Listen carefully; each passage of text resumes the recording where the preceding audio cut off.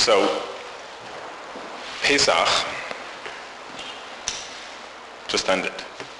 So anyone who didn't eat any bread yet,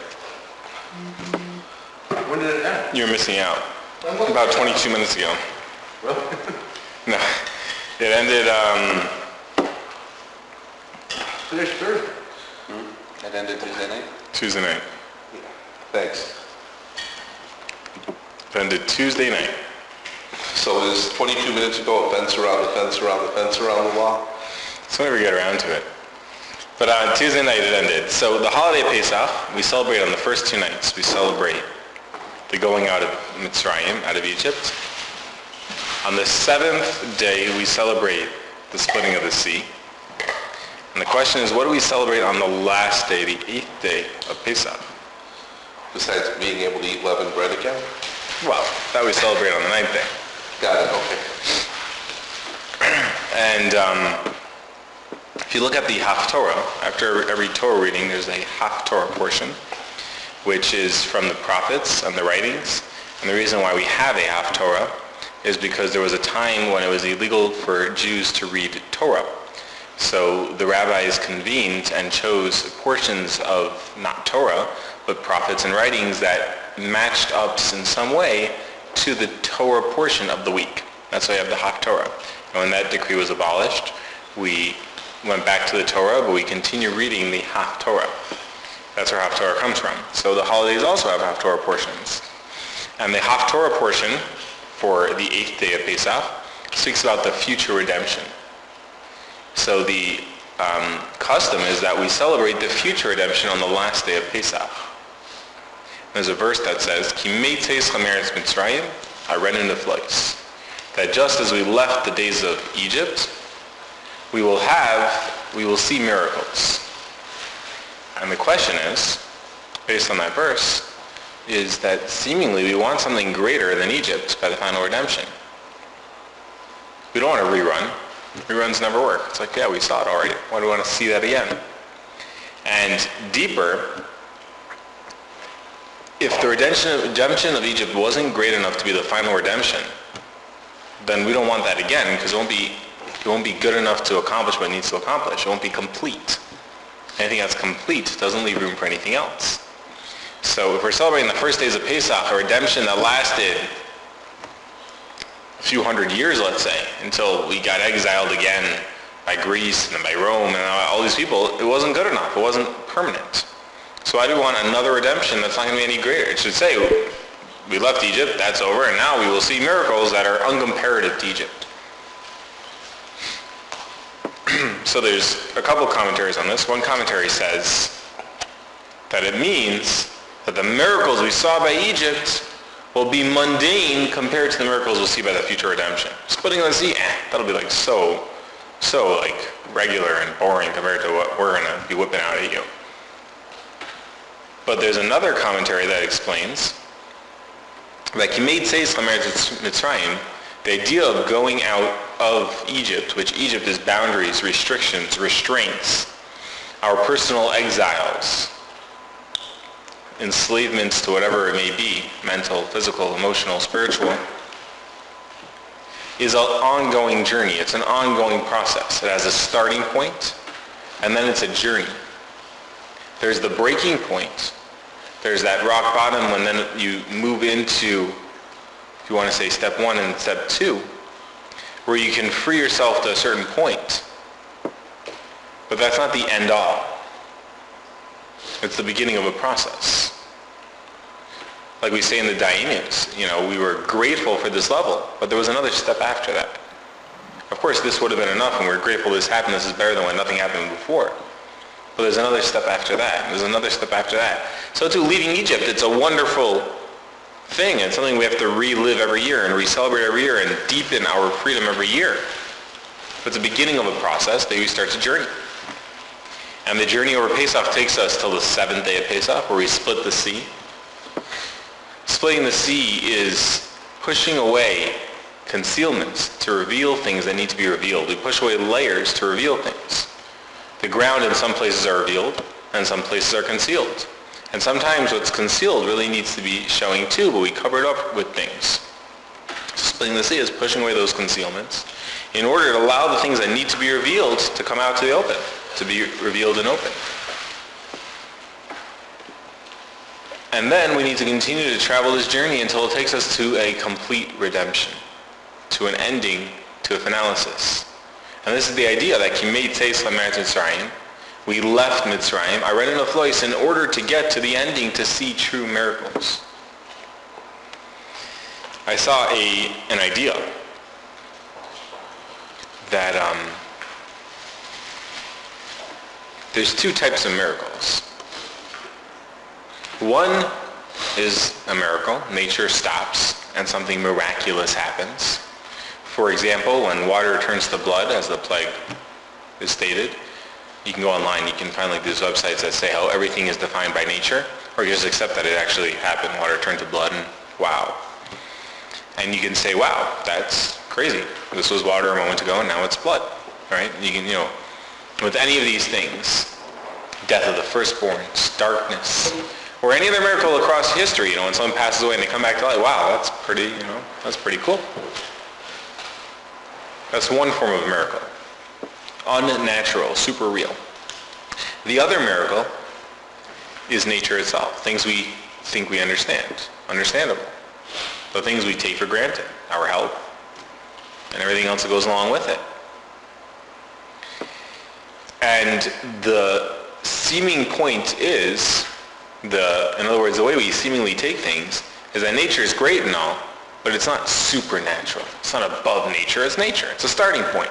You can get a car, you can get the base level of the car, or you can get the fully decked out car.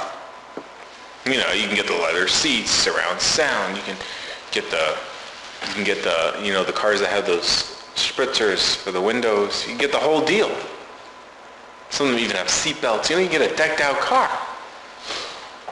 But obviously the decked out car is nicer than the base model. It's not like, well, the base model is pretty cool. It's base. Like you get down to the base and here it is. No, the decked out car's got the base plus all the stuff. So, seemingly the same thing with miracles. Miracles, seemingly, are greater than nature. They overpower nature. They walk in, they're the CEO, and like, yo, nature, little cleanup guy over there, you just move to the side, I'll take care of the scene right now. But on the flip side, it's looking at it from, again, another perspective. Nature is God's will. God wills the world a certain way. So when God stops his will to change things, it's a different picture. In other words, a miracle is a breaking of God's will to change something.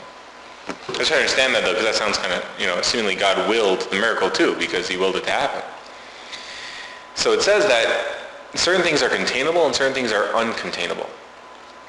In other words, there's two parts of God, the limited part and the limitless part, right? There's two types of people. People, like, if you can imagine, there's like a normal human being, and then there's like a super giant. If you imagine a super giant, like one of those like 22-footers, 9,000-pound linebackers of football, coming over and giving you like a little pat in the back, and you got to wonder how many blocks you roll down before you stop from that nice little pat, right? He says, oh, let me just pick up your bag for you, and he like crushes it in the process. He doesn't mean to. He's trying to help you. But he's super strong. What can you do? That's like the limitless. Most limitless beings can't be limited because they're limitless. It's impossible to be limited when you're unlimited. And most limited beings, unfortunately, can't be limitless because you're limited. I think that part of the quote we understand. So a miracle is a relation of the limitless where it couldn't be limited. It couldn't be contained within our limited world. So it's beyond us. It's a miracle. Someone passed away, they come back to life, you don't say, wow, science explains that could happen. And you say, well, you should be dead right now. Right? You don't begin to understand it. And the question is as great as the limitless is and this awesomeness is, the purpose is to have a revelation, a spiritual experience in our world. In other words, if we were supposed to live in a spiritual world, we would live in a spiritual world. We live in a physical world. So therefore, every time nature stops and, some rabbi walks in and says, hey guys, watch this. And you turn on the sink, I'll stop the water. Bam, stop the water. Now I can split it. And all these other cool tricks. I never showed you guys those tricks, right? But it's not cool because in truth, we're supposed to be in this physical world. We're not supposed to have miracles. We're supposed to live. We're supposed to survive. We're supposed to thrive in the world the way we understand it, not beyond it. So there's a major lacking in the limitless in that it cannot contain itself in things that we get. It cannot conform to what we need it to conform to. So what is the advantage of the future redemption? Is that these great miracles will exist within nature. Within the realm of limitation, there will be less limitless, which doesn't make any sense. So I'm off with a thought, at least with this concept, before we just go into esotericness and lack of conceptuality. I heard somebody say that part of the redemption is that the things that we don't understand will be understood. Simple things in life. There's many parts of life that we don't understand, we don't begin to understand. Some major questions we all have. Good things happening to bad people, bad things happening to good people, life, death, etc. It's possible to explain that one of the great revelations of the ending of the future, the redemption, will be that this will come within our grasp, this will come within our understanding. This ununderstandable, ungraspable concepts will begin to be grasped.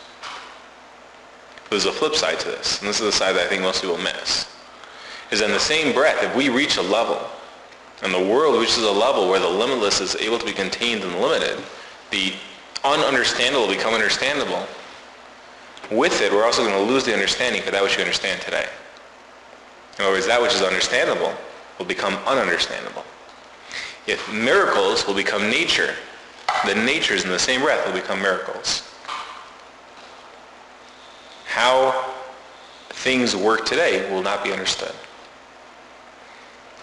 If you can imagine for a second, if you can imagine a world where nobody steals and you try to explain to a child that there's such a concept of stealing, it wouldn't make sense to the kid. Stealing? Nobody's stealing. We have locks? What are locks for? Nobody steals. Who's going to steal from you? A lock? It's like, why does 7-Eleven have locks? They're always open, but they have locks. And this is a whole new realm of thought, you know. When I was a kid, we had laws about speeding and murder and these things. And the kid goes, what's murder? You know, when you go and kill someone, why would you kill somebody? That's so absurd. And you have laws about it? People did this? And then, they read the articles about some of the crazy things. Why would somebody do this?